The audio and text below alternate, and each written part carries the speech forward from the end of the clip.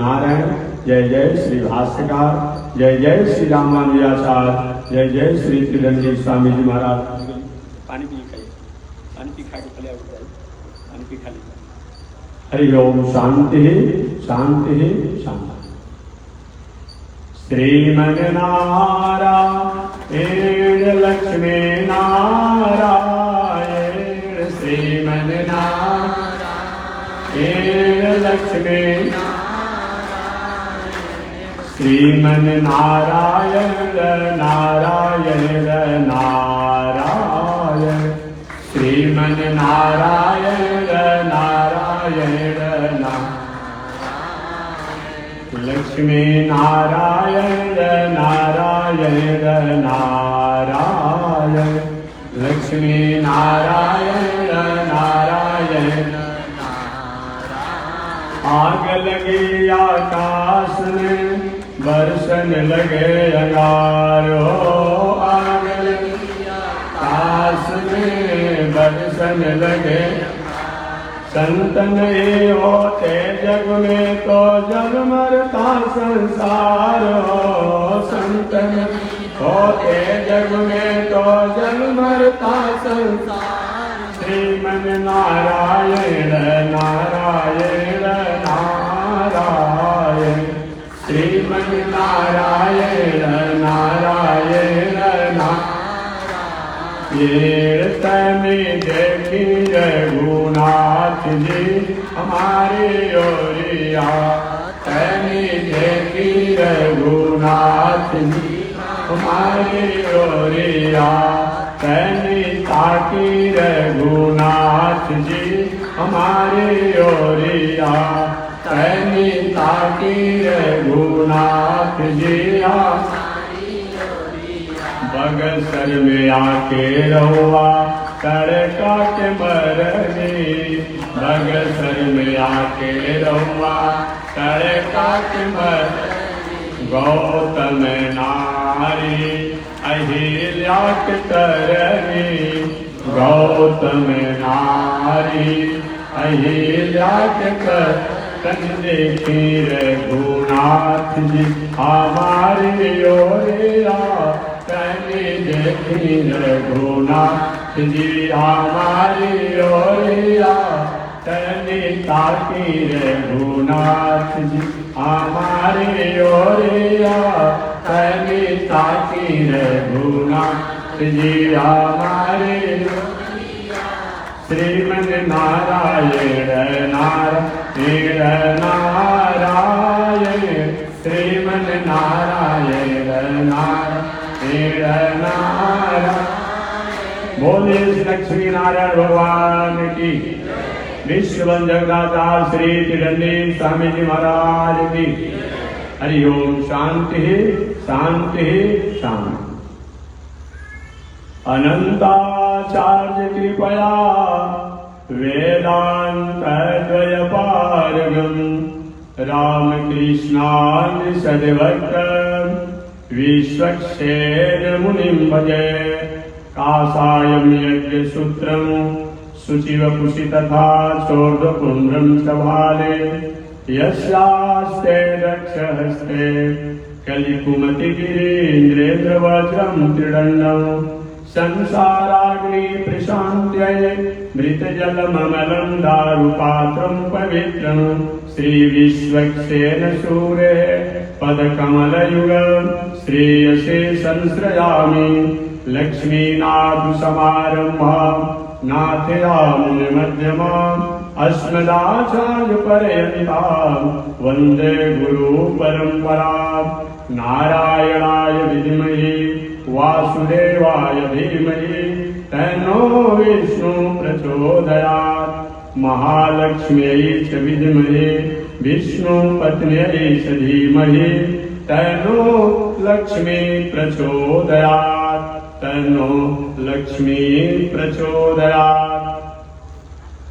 परमाराध्य श्री लक्ष्मी नारायण भगवान नित्य वंदनीय पूज्य गुरुदेव श्री त्रिदंडी स्वामी जी महाराज के जीवन चरणों में कोटि से नमन।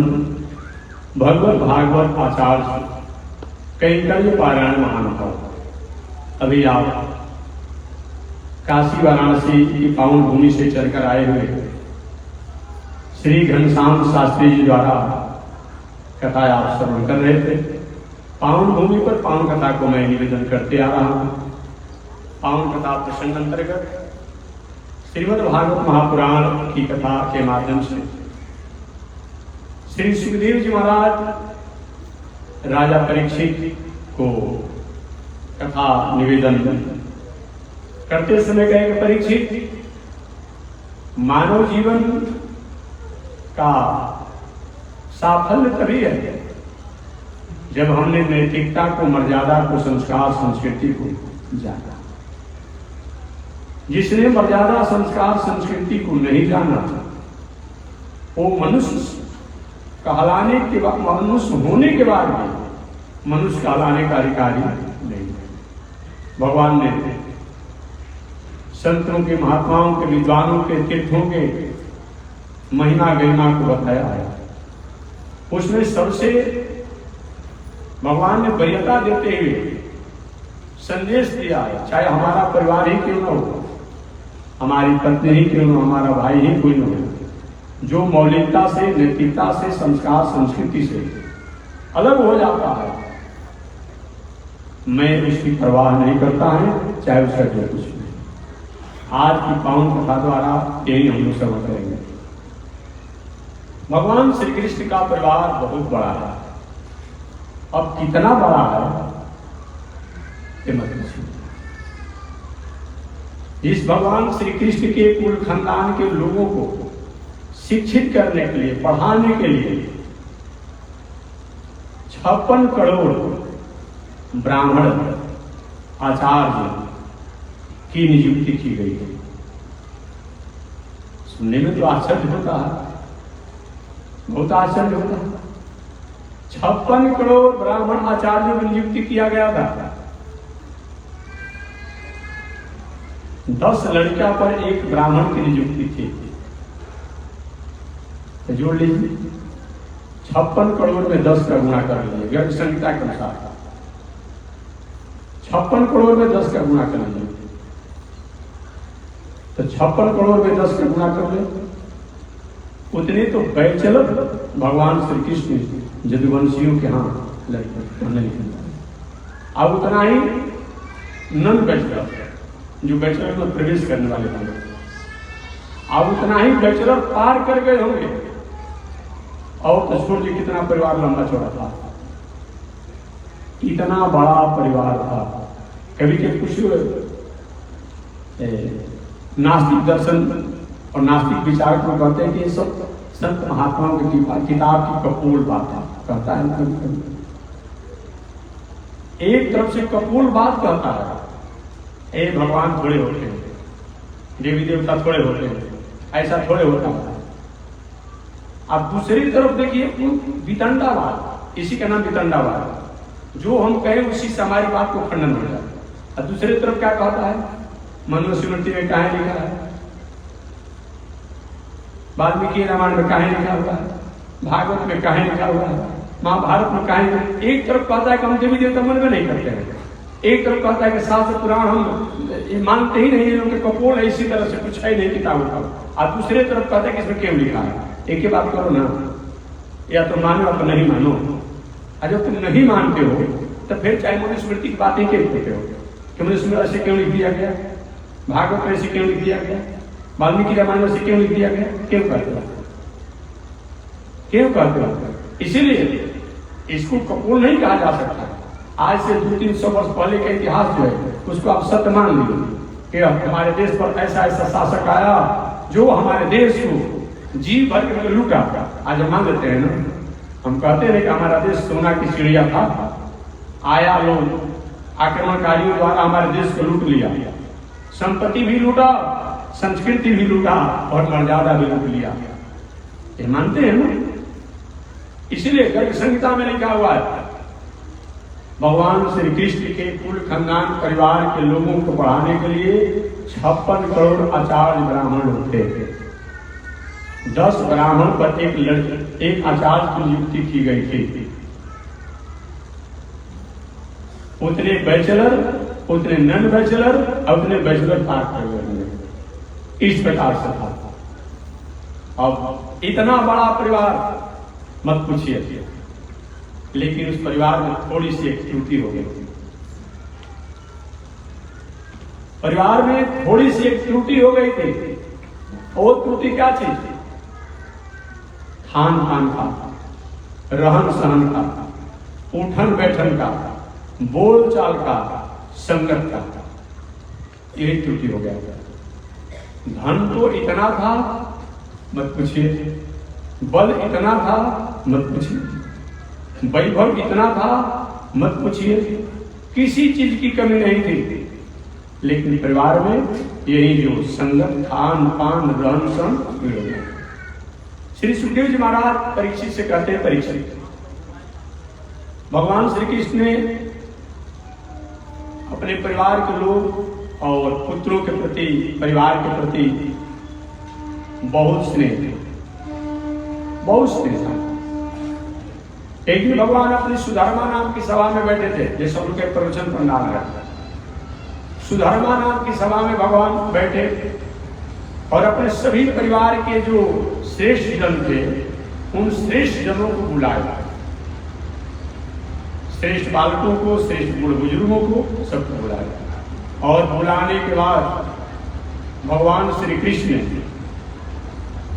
कहा कि हे महानुभाव, हे प्रिय बंधु बांधव, हे प्रिय पुत्रों, संसार में मानव के पतन होने का, विनाश होने का 4 साधन है। संसार में, दुनिया में मनुष्य के विनाश होने का 4 साधन बताए गए हैं। उन 4 साधनों में एक साधन अगर किसी के पास हो और उसके साथ एक सूत्र उसके जीवन में नहीं लागू होता हो, तो साधन को प्राप्त करने के बाद भी विनाश होने से कोई उसे रोक नहीं सकता है, या पतित होने से, पतन होने से कोई रोक नहीं सकता है। उन 4 साधनों के होने पर या तो दूसरे को कष्ट पहुंचाएगा या सब अपने कष्ट को प्राप्त करेगा। भगवान श्री कृष्ण कथा सुना रहे थे। भगवान श्री कृष्ण के लाडले बेटा शाम जी, जो जामवती द्वारा प्रकट हुए थे, शाम जी खड़े हो गए। पिताजी, ये मनुष्य के विनाश का 4 साधन आपने जो बताया, वो 4 साधन कौन है? कौन ऐसा साधन है जिस साधन के अभाव में तो 4 साधन हमारे लिए हानिकारक हो जाता है? भगवान श्री कृष्ण का है पुत्रों, रूप यौवन संपत्ति प्रभुत्वम विवेकता एकैकमप्यनर्थाय किमु यत्र चतुष्टयम्। रूप यौवन संपत्ति प्रभुत्व, सबसे प्रथम रूप, ऐसा विलासी आयासी अपने जीवन को पहनावा के रूप में, पोशाक के रूप में मत बनाइए, जो कि कहीं न कहीं आपको चंचल और समाज को चंचल करने का मौका मिले या कहीं भटकने का मौका मिले। ठीक है, दुनिया चलती रहेगी, फैशन चलते रहेगा। हमेशा मैं कहता हूं, आज सब कुछ हमारे पास है, लेकिन आज शर्म का, नैतिकता का, मौलिकता का अभाव हो गया। आज यही कारण है कि जीवन में हमारे पास साधन तो है, संसाधन भी है, लेकिन जीवन में शांति नहीं है। किसी से पूछिए ना, किसी को शांति है? नहीं है। और कोई नहीं, महाराज बेटा जो है मेरी आज्ञा में नहीं है, बेटी जो है मेरे अनुशासन में नहीं है, पत्नी जो है हमसे उसका अपने आप में स्नेह नहीं, प्रेम नहीं है, कहीं न कहीं अपने आप में डिफॉल्ट है। ऐसा क्यों? हमारा जीने का तरीका, हमारा खाने का तरीका, हमारा बैठने का तरीका, हमारा उठने का तरीका, हमारे बोलने का तरीका बिगड़ गया। भगवान श्री कृष्ण कहते हैं कि हे मानव, रूप यौवन संपत्ति, अगर किसी के पास रूप हो जाए तो उसे बिगड़ने की संभावना बन सकती है। तो क्या कुरूप हो जाना चाहिए? शरीर में कहीं काली लपेट लेना चाहिए? नहीं। एक मर्यादित हमारा पहनावा होना चाहिए, एक मर्यादित हमारा एक शरीर का स्वरूप होना चाहिए। मैं कभी कभी हास्य के रूप में कहते रहता हूँ, अब तो कहना भी छोड़ दिया मैं, पहले कहते रहते तब तो देख रहे कि सबका वही हाल हो गया। हालांकि कुछ लोग नाराज हो जाते हमारी बातों से। 60 बरस के 65 बरस के बाबा हैं, कक्षा पर अपने घर में घूम रहे हैं, नियम चला है ना। पूछा जाए क्या करते हैं, कहते कि यही नया फैशन चल रहा है। देख रहे हैं पहले के जमाने में अपने घर में ऐसा छोटा मोटा लड़का बाल बच्चा वैसा पहनता था, भगैया जो कुछ पहनता था। आज वाले अच्छे एडवांस लोग अपने को एडवांस मान रहा है, एडवांस है, और काछा पहन करके अपने आप में पूरा वॉकिंग करता है, घूमते रहता है और घर में भी रहता है। थोड़ा भी शर्म नहीं है, लज्जा को घोर कर पी गए हैं। थोड़ा भी तो नैतिकता को याद करिए, क्या मौलिकता रहेगी, क्या संस्कृति रहेगी, क्या संस्कार रहेगा। तो हमारी पहनावा जो होना चाहिए वो एक मर्यादित होना चाहिए। मैं शुरू में देखा था तो हैरान हो गया था। मैं शुरू में देखा है, अब तो बहुत प्रचलन हो गया है। एक लड़का आया होगा, बहुत उम्र का नहीं था, देखे कि उसे कंधे पर कपड़ा कटा हुआ था, ठेहुन पर कटा हुआ था। तो हमने कहा कि बाबू इसको सिलवा लो। नहीं स्वामी जी, एडवांस युग का यही फैशन चला हुआ है। और बताइए ना ये कौन सा है। पहले के जमाना में एक पागल जो होता था वही फटा हुआ कपड़ा पहनता था, ये होता था। अब तुम एडवांस बना लिया उसको। देखेंगे आज चला हुआ फैशन चला हुआ, सुंदर कुर्ता है, फुल पैंट सुंदर है, लेकिन ठेहुना पर कटा हुआ है, कहीं यहाँ कटा हुआ है, यहाँ कटा हुआ है। ये कौन सा फैशन है भाई। दरिद्रता जोड़ी का वास हो जाएगा। जहां पर ऐसे भी शास्त्रीय प्रकृति है कि जहां पर फटा पुराना गंदा ऐसा कपड़ा पहनने से लक्ष्मी जी की बड़ी बहन में जेठी रानी वहां पर कृपा हो जाती है। कौन सा फैशन है, ये कौन सा फैशन है। आज हमारे पास मौलिकता का भाव हो गया है, नैतिकता का भाव हो गया है। इसलिए और मैंने उन्हें कहा कि बाबू अगर यही फैशन का एडवांस युग की पहचान है तो तुम्हारे से एडवांस तो पशु है कि लमटे ही रहता है।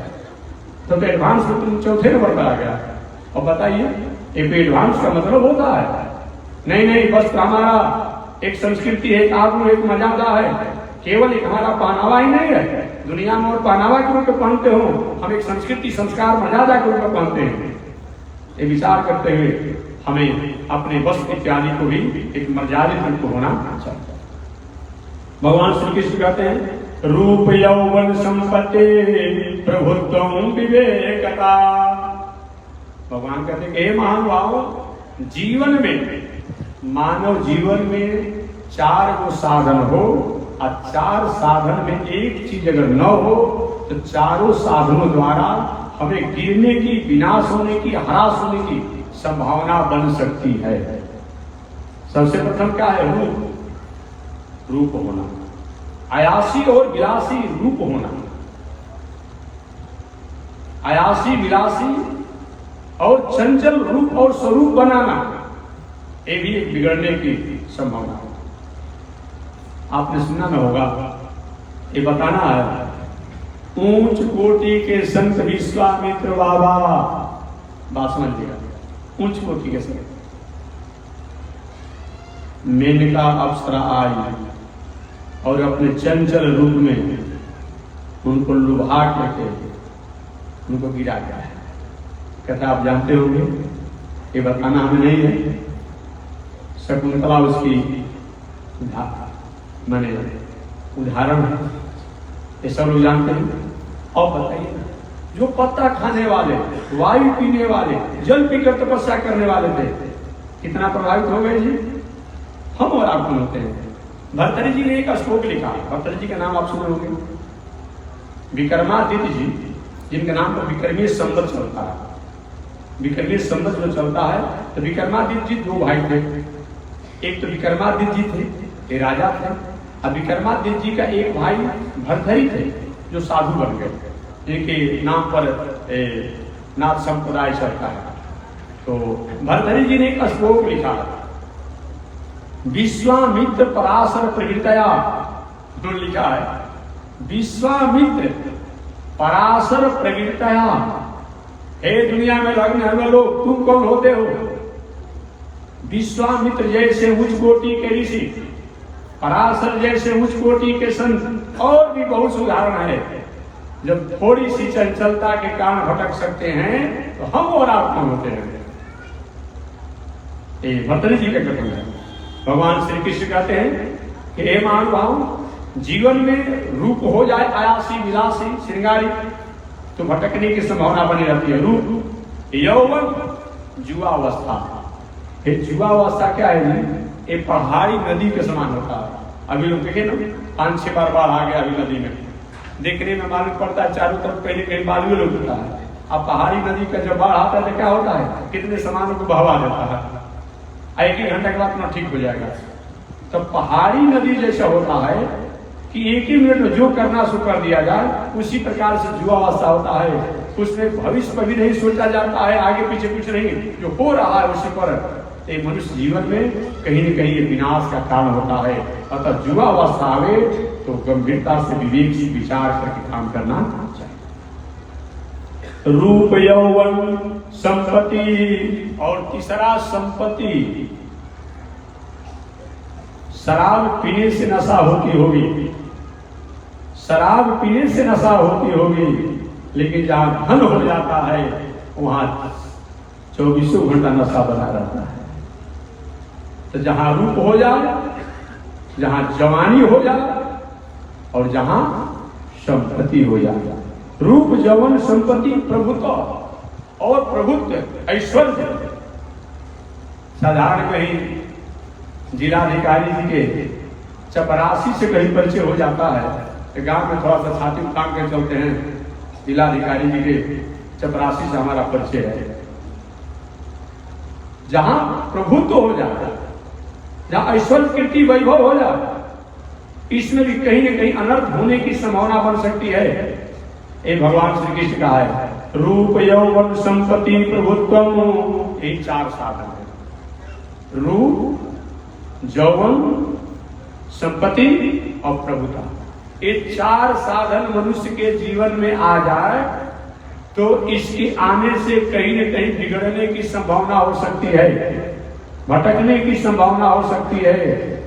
इन 4 में से एक भी अगर किसी के पास आ जाए तो व्यक्ति बिगड़ सकता है, बिगड़ सकता है। कहते एक ही मग का अनर्थ आया, इसमें से एक भी अगर हमारे पास आ जाए तो अनर्थ होता है। किमु यज्ञ चतुष्टयम, अगर 4 चीज जहां पर हो वहां को कौन रोक सकता है अनर्थ से? भगवान श्री कृष्ण सुना ही रहे थे। श्याम जी के पिताजी कहना क्या चाहते हैं आप? देखिए, घर में भी आप जब थोड़ा उम्रदार हो जाइए ना तो बाल बच्चों को आप केवल अपना पुत्र ही मत मानिए, अपना मित्र मानकर ही सुनिए, न तो जवाब सवाल करने लगेगा। भगवान श्री कृष्ण की उम्र उस समय लगभग 120-25 वर्ष हो चुकी है। श्याम जी ने कहा कि पिताजी आप कहना क्या चाहते हैं? भगवान ने कहा, बेटा मैं कहना चाहता हूं मेरी द्वारिकापुरी में धन की कमी नहीं है, रूप की कमी नहीं है। रूप तो इतना सुंदर तुम लोग पाए हो कि हो ही नहीं सकता है। कभी कभी तो वैकुंठ से, देवलोक से आने वाले देवता भी द्वारिकापुरियों के रूप को देख करके आश्चर्य हो जाते हैं। रूप तुम लोग के पास है। दूसरा, जवानी अवस्था, घर में 1-2 को सवांग कहीं हटा कटा मोटा ताजा होता है तो पूरे गांव को रोते रहते हैं। हमारा पूरा जो वंशी जो है बड़े बड़े वीर इसी में, परिवार की कमी है नहीं। जहां तक संपत्ति की बात है, 2-4 किलो या 2-4 भर सोना कहीं हो जाए, किसी के पास अहंकार होता है। अब पूरा द्वारिकापुरी जो है इस सोना से ही बढ़ा गया है, धन तो इतना बड़ा था। जहां तक प्रभुत्व की बात है तो साधारण कोई किसी पद प्रतिष्ठा को प्राप्त कर लेता है तो अहंकार हो जाता है। यहाँ तो ब्रह्मा जी से लेकर देवराज इंद्र से जो भी आता है तो मुकुट को हटाकर पहले प्रणाम करता है। तो द्वारिकापुरी में रूप का कमी नहीं है, वैभव का कमी नहीं है, और पुरुषार्थ व्यक्तियों की कमी नहीं है, और धन की कमी नहीं है। इससे एक होने पर अनर्थ हो जाता है। लेकिन इसके साथ अगर एक चीज अगर सहायता करता है रहता है तो चाहे वो कितना भी रूप सुंदर हो, कितना भी वैभव हो, कितना भी जवानी हो, कितना भी संपत्ति हो, अनर्थ नहीं होता है। श्याम जी कहे कि पिताजी वो कौन सा साधन है जिसके होने के कारण हमारे पास से 4 साधन हमें अनर्थ नहीं कराते हैं? तो उसका नाम है विवेक। विवेक से विचार करके रूप का उपयोग किया जाए, विवेक से विचार करके धन का उपयोग किया जाए, विवेक से विचार करके पद का उपयोग किया जाए, विवेक से विचार करके अपने जीवन का उपयोग किया जाए, तो कहीं अनर्थ नहीं होता है। अगर नहीं विवेक से विचार किया जाएगा, इसके द्वारा हमें अनर्थ होने की संभावना हो सकती है। आगे सामने ने पूछा, पिताजी ये बताइए विवेक भ्रष्ट क्यों होता है? विवेक क्यों भ्रष्ट होता है?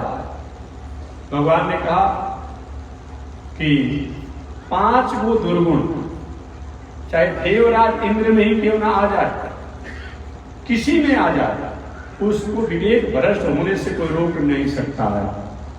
उसमें सबसे प्रथम दुर्गुण कौन है? कह दे के छोड़ दो। नवरात्र आने वाला, अपने से भी आप संयमित होने वाले हैं। तुम्हें पता है कि नवरात्र में प्राय लोग संयमित हो ही जाते हैं। एक है जो झुम बराबर झुम सराबर, ये जब दुर्गुण आ जाता है तो विवेक को भ्रष्ट होने से कोई रोक नहीं सकता है। देखिए कभी कभी, देखिए जी, नशा में रहने वाले लोग का भी एक अपना एक मौज होता है। कभी कभी शराबी लोग का अपना जो मौज देखेंगे ना, तो मालूम पड़ता बुझाता है उसी में सारी दुनिया है। कभी कभी शराब के नशा में जब शराबी हो जाते हैं तो देखिए कुत्ता से बात करेगा, कुत्ता से बात करेगा, देखिएगा अपने आप में। तो विवेक को भ्रष्ट होने के 5 साधन हैं। वो कौन कौन? नहीं, विवेक, हाँ, विवेक को भ्रष्ट होने के 5 साधन हैं। उसमें सबसे प्रथम जो है शराब। शराब नहीं, शराब नहीं, नशा, किसी प्रकार का नशा। ये जहां आ जाएगा, चाहे वह कुबेर के समान ही धन क्यों न हो, उसको समाप्त होने से, विनाश होने से कोई रोक नहीं सकता।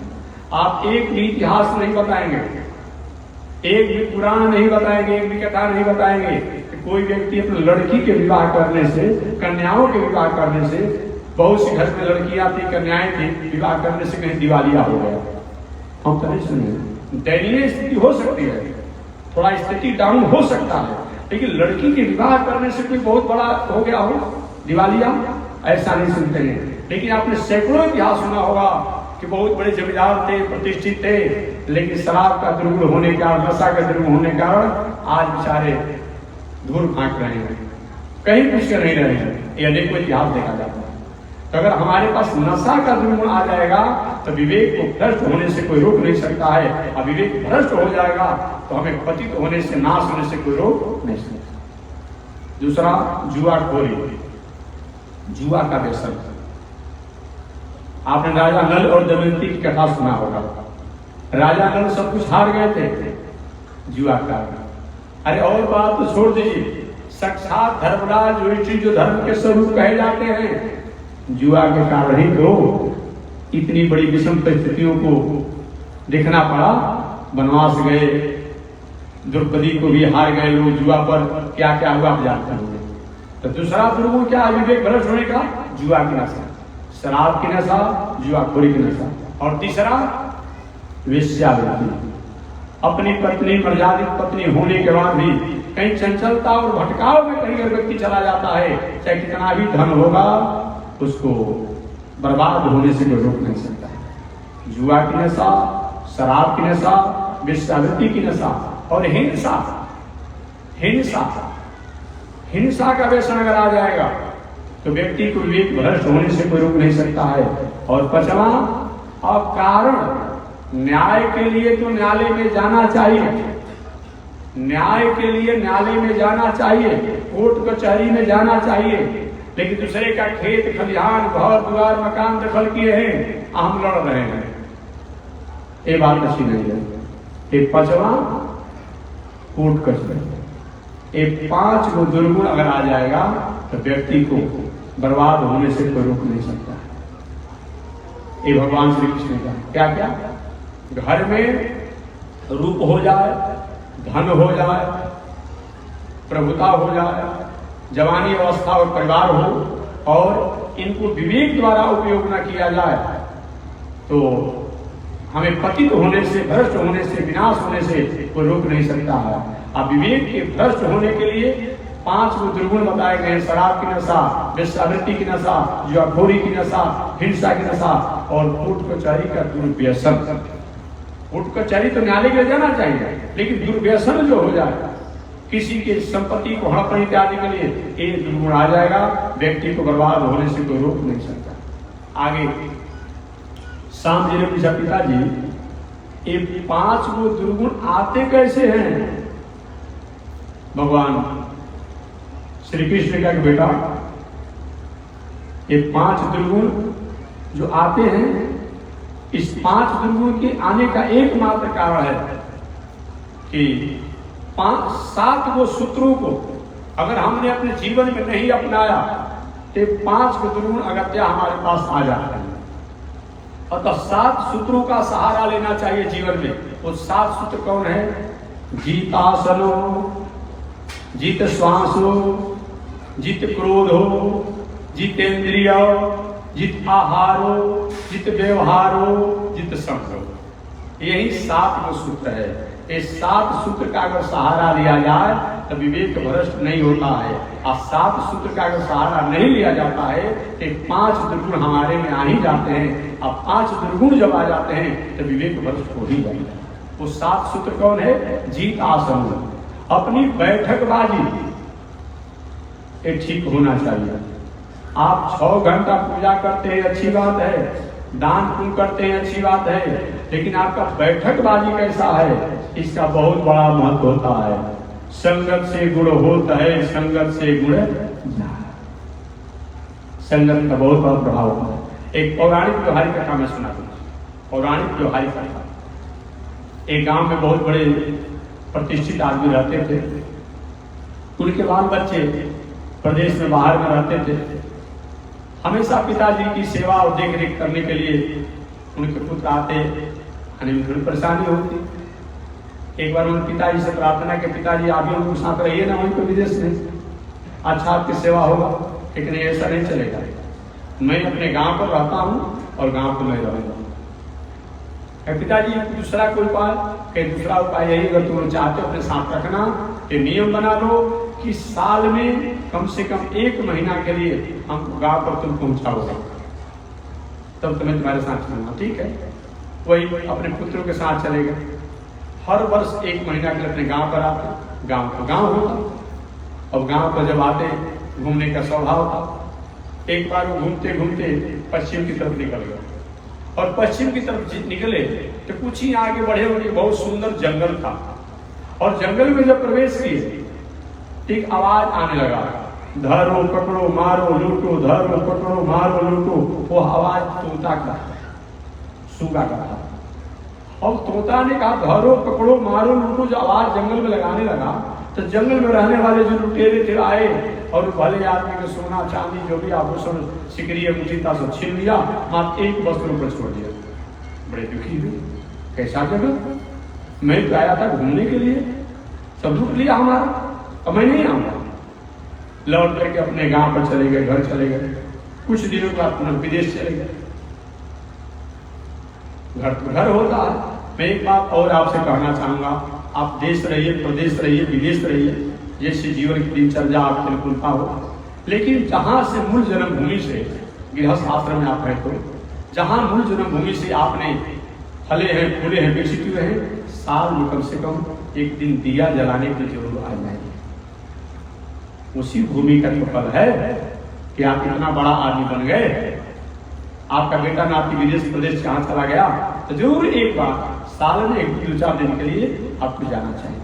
ये बड़े बड़े उद्योगपति जो होते हैं, जो उधर महाराष्ट्र हो, राजस्थान हो, गुजरात हो, भले दुनिया में कहीं विदेश करे, विदेश में करें, जहाँ करें, लेकिन उनका नियम होता है कि साल में जरूर एक बार जाकर के अपने घर पर दिया बाती जला करके 1-2 दिन रहते हैं, अपने कुल देवताओं को पूजा करते हैं, जरूर कुछ ना कुछ करते हैं। ऐसा होना चाहिए कि कुछ भूमि का महत्व है। आज हम इतना बड़ा आदमी बन गए, पुनः चले गए विदेश। अब विदेश से लौट करके आए, बेटा अब मेरा समय हो गया, पहुंचाओ। बेटा पहुंचा दिया लोगों। अब इस बार मैं पश्चिम नहीं जाऊंगा, और पूरब की यात्रा की। अब पूरब की जब यात्रा की तो घूमने का स्वभाव था, सुंदर जंगल उधर भी था। अब जंगल में गए तो वहां भी उसी प्रकार का तोता आवाज लगाना शुरू किया, आइए पधारिए, स्वागत है, अभिनंदन है, रुकना पड़ेगा, गुरु जी आएगा तो सत्संग भी होगा। अब ये भी सुबह आवाज लगा रहा था, कुछ जंगल से ऋषि कुमार निकले, महाराज चले चले, गुरु जी का दर्शन होगा, निकलेंगे, प्रसाद खाइए, खाने कीजिए, विश्राम कीजिए। कैसा सुगा? 1 वर्ष पहले मैं अपने पश्चिम की यात्रा किया था और उस सुगा ने हमें लुटवा लिया।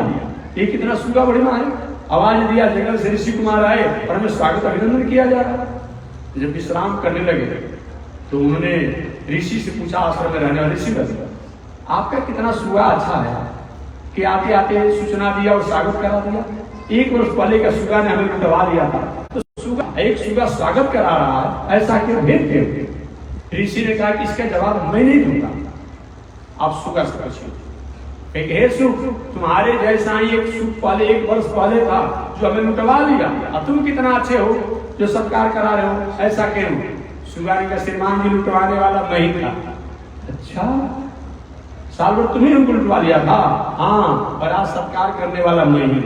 ऐसा क्यों किया था 1 वर्ष पहले? कि इसमें मेरा दोष नहीं है, मैं उड़ते उड़ते जा रहा था और उन लुटेरों के, कुल भीड़ों के, अपराधियों के जंगल में चला गया, तो वहां सुबह 4 बजे से लेकर के 12 बजे रात्रि तक धरो पकड़ो मारो लूटो, धरो पकड़ो मारो लूटो, मेरा भी स्वभाव बन गया। और कोई भी जंगल में प्रवेश करता, मैं यही कहता कि धरो पकड़ो मारो लूटो, धरो पकड़ो मारो लूटा। ये संगत का प्रभाव हुआ।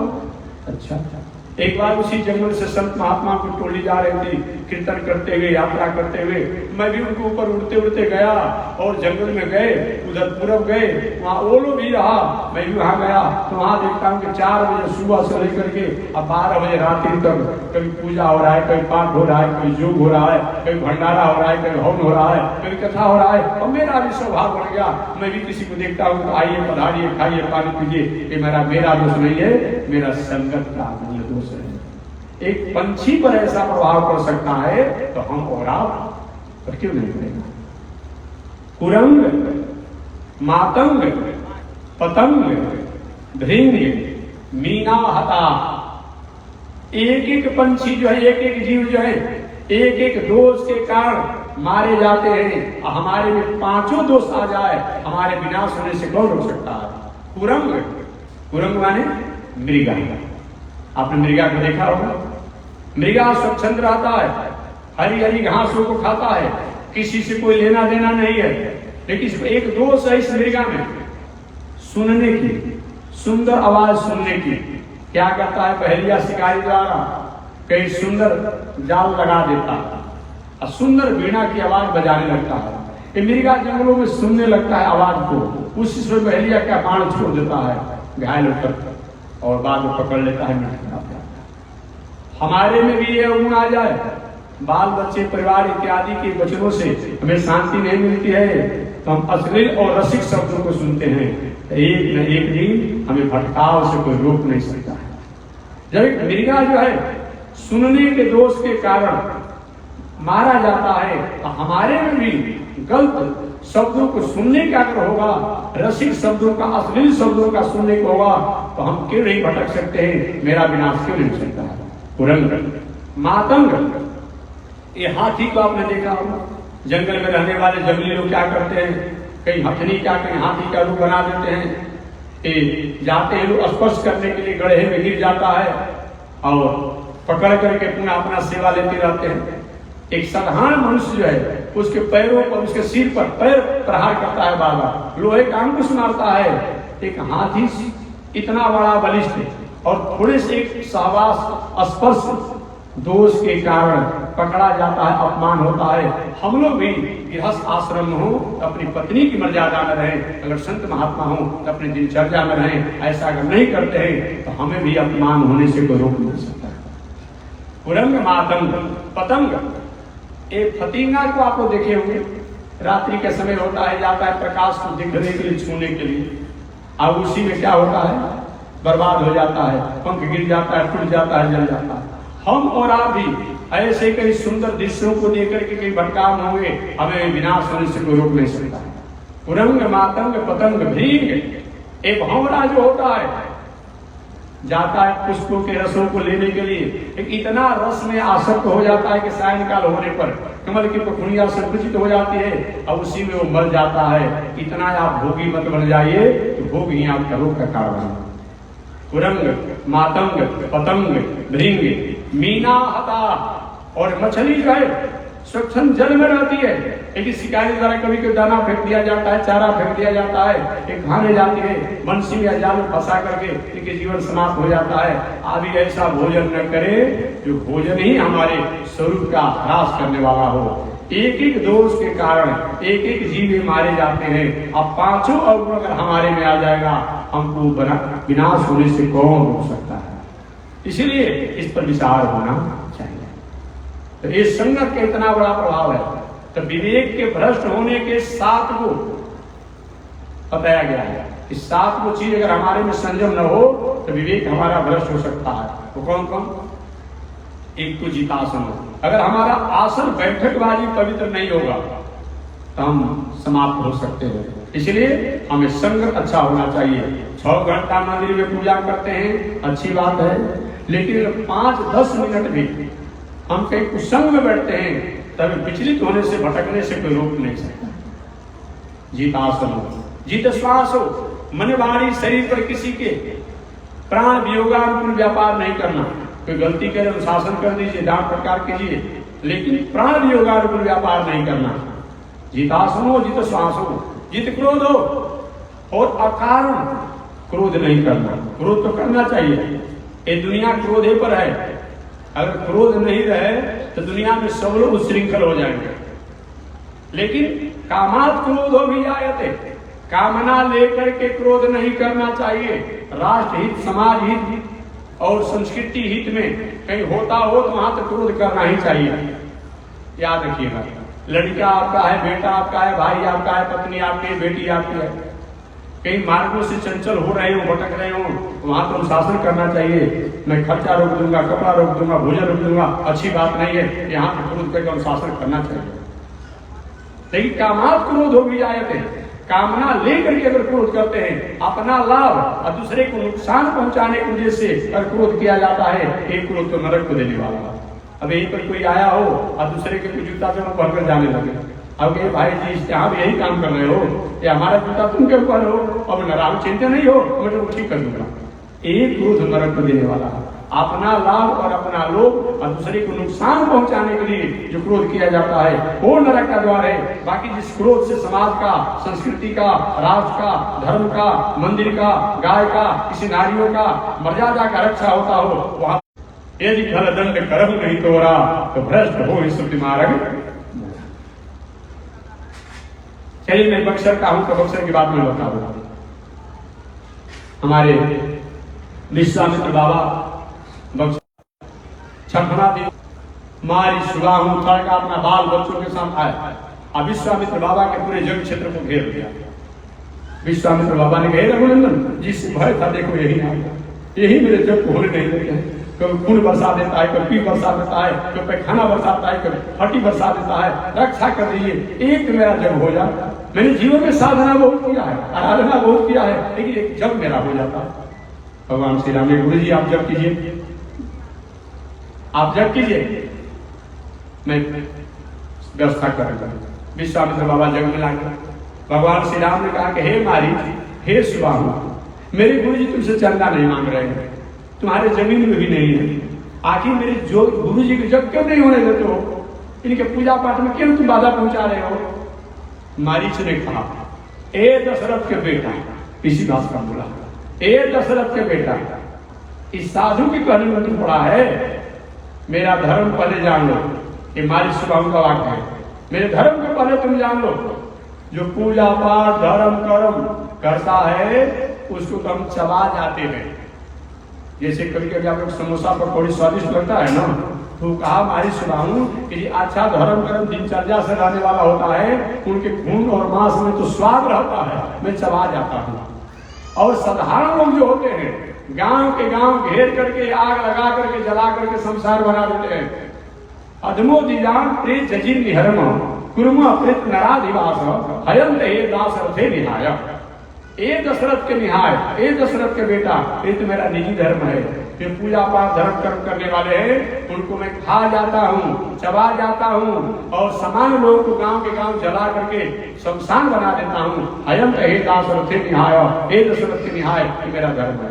भगवान श्री राम ने कहा तो राक्षस, हे राक्षस राज, ठीक ही आप बात करते हैं, लेकिन आपके विपरीत मेरा धर्म है। जो संत महात्मा धर्म का कोई बाधा पहुंचाता है उनको मैं छोड़ूंगा नहीं। वही भगवान ने सुबाहु का कल्याण कर दिया। मारी से आगे का काम लेना था तो एक ही बाण से मुंह वही बम्बई फेंक दिए और राक्षसों को मारे। तो सभी क्रोध नरक का देने वाला नहीं है।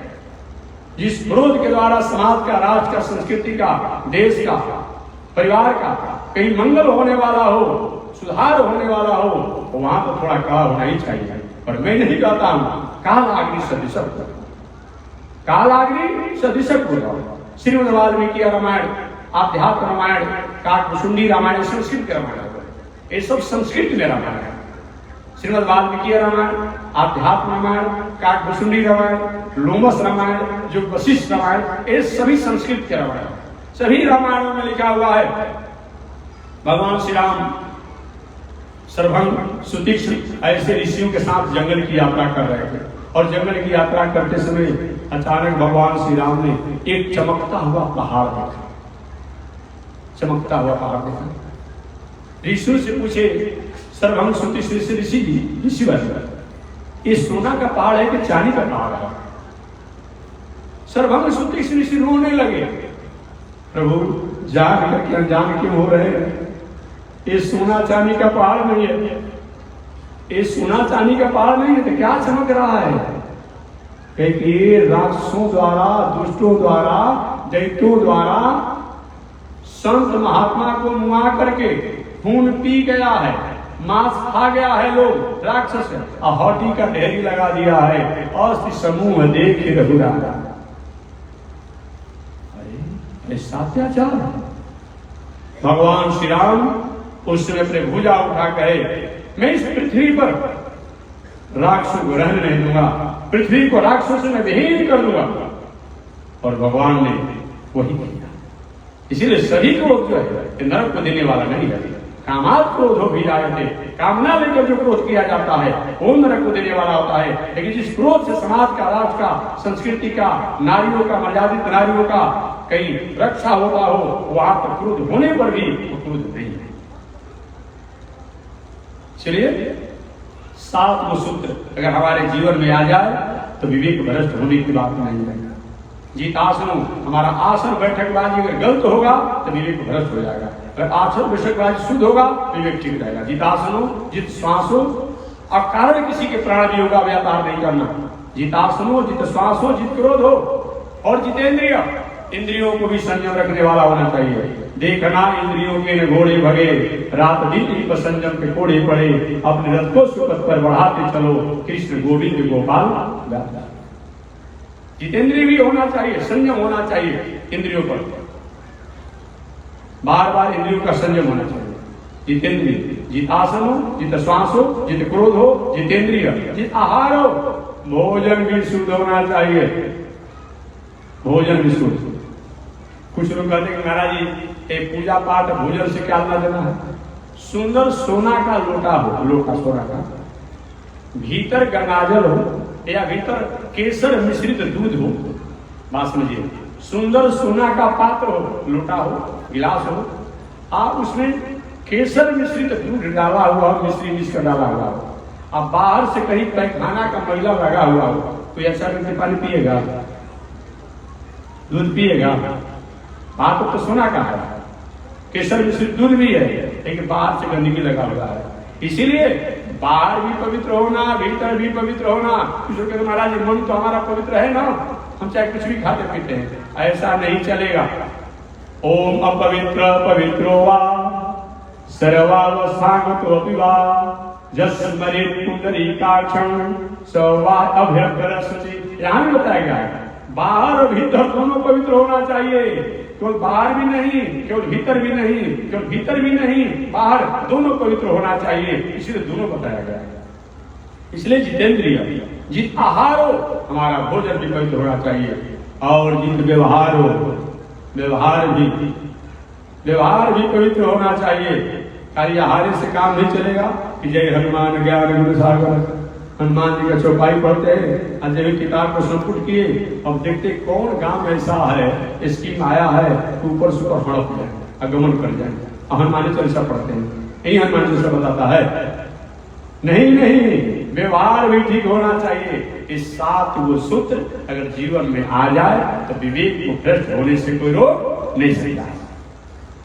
इन 5 प्रसंगों को सुने भगवान श्री कृष्ण के परिवार को, कुछ ने सुना, कुछ ने नहीं सुना, कुछ ने माना, कुछ ने नहीं माना, और कुछ लोगों ने तो कहा कि बस पिताजी की जीवा कोई काम धंधा नहीं है, संत हमारे बुटमणि मैं संतन के दास, इशारे के बस हो गया पिताजी का। एक उनके बस धर्म कर्म पूजा पाठ साधु महात्मा विद्वान की बस प्रशंसा करते रहते हैं। भगवान समझ गए कि मेरे चाहने के बाद जो मेरा परिवार कोई बचा नहीं सकता है, नहीं बचा सकता है। भगवान का बेटा मेरी बातों को यकीन नहीं कर रहे हो, ध्यान नहीं दे रहे हो, इसका परिणाम तुम्हें भोगना पड़ेगा और अच्छा नहीं होगा, ठीक है जाओ। भगवान ने अपने सुधर्मा नाम की सभा को विसर्जन किया, सभी बाल गोपाल गए और बाल गोपाल गए, भगवान की बातों को नहीं माने। इसका परिणाम क्या हुआ कि एक दिन पिंडारक क्षेत्र में, द्वारिका के बगल में पिंडारक क्षेत्र है, वहीं पिंडारक क्षेत्र में विश्वामित्रो असित कणवो दुर्वासा भृगु अंगिरा कश्यपो वामदेवो अत्रि वशिष्ठो नारदादया। बहुत से संत महात्मा वहां पर जुटे, विश्वामित्र, असित ऋषि, कणव ऋषि, दुर्वासा ऋषि, भृगु ऋषि, अंगिरा ऋषि, कश्यप ऋषि, वामदेव, वशिष्ठ ऋषि, अत्रि ऋषि और नारद, ऐसे प्रवृत्ति के संत महात्मा लोग पिंडारक क्षेत्र में एकत्रित थे कि भगवान लगभग में जाने की तैयारी में 125 वर्ष की आयु हो गई है और भगवान जाने का विचार बना रहे हैं। तो अंतिम आने के समय तो दर्शन किया उनका हम लोगों ने, लेकिन जाते समय भी उनको देखे कैसे जा रहे हैं। इसीलिए द्वारिकापुरी के बगल में पिंडारक क्षेत्र में संत महात्माओं ने अपना डेरा डाल दिया। जाते द्वारिकापुर भगवान कहते जाइए अपना दिनचर्या करें, पुनः चले जाते, पुनः दूसरे दिन लौट करके आ जाते, पुनः जाते, ऐसे लगा हुआ था। और वही पिंडारक क्षेत्र में ये भगवान श्री कृष्ण कल कथा में विस्तार से बताऊंगा, ये भगवान श्री कृष्ण के परिवार के लोग और उसमें शाम जो जामती का बेटा था वही स्त्री का वेश बना करके और जाकर के संतों के साथ मजाक किया। संत नाराज नहीं होता है, वही संतों ने श्राप दे दिया, मूसलम कुल नाश, पूरा परिवार के कुल नाश का साफ लग गया। इसकी चर्चा कल मैं करूंगा। आज पुनः मैं अपनी वाणी को अपनी जगह पर ला रहा हूं कि जीवन में धन हो जाए, बल हो जाए, पद हो जाए, रूप हो जाए, वैभव ऐश्वर्य हो जाए, इसका उपयोग अगर विवेक से नहीं करते हैं तो वह धन, वह बल, वह पद, वह रूप, वह वैभव अनर्थ कराने वाला होता है। इसका उदाहरण भगवान श्री कृष्ण का परिवार। तो शेष चर्चा में अगले दिन करूंगा। आज इसी के साथ वाणी विराम। एक बार भगवान का नाम श्रीमन नारायण लक्ष्मी नारायण, श्रीमन नारायण, श्रीमन नारायण नारायण नारायण, श्रीमन नारायण नारायण। बोलिए श्री लक्ष्मी नारायण भगवान की, भास्कर भगवान रामानुजाचार्य स्वामी महाराज की, विश्व जगदाचार्य श्री त्रिदंडी स्वामी महाराज की। हरि ओम। शांति ही शांति ही शांति।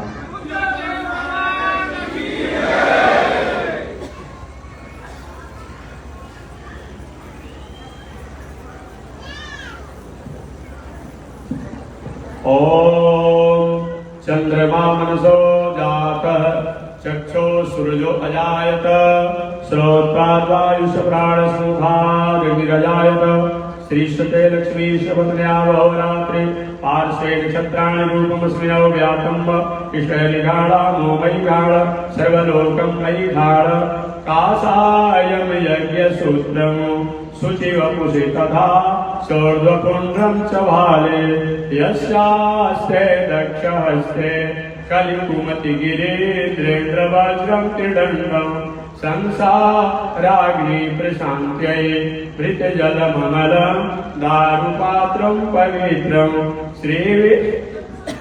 श्रीविश्वक्सेन सूरेः पदकमलयुगं श्रेयसे संश्रयामि अमर्यादशूद्रः चलमतिरस या प्रसवो कृतघ्नो दूरमाने स्मर परवशो वञ्चन पर निशंस पापेश कथमामितो दुःखजलधे रपारादूतेरस तव परिचरेयं शरणयो। लक्ष्मी नारायण भगवान की, विश्व जगदाता श्री त्रिदंडी स्वामी जी महाराज की। हरि ओम। शांति शांति।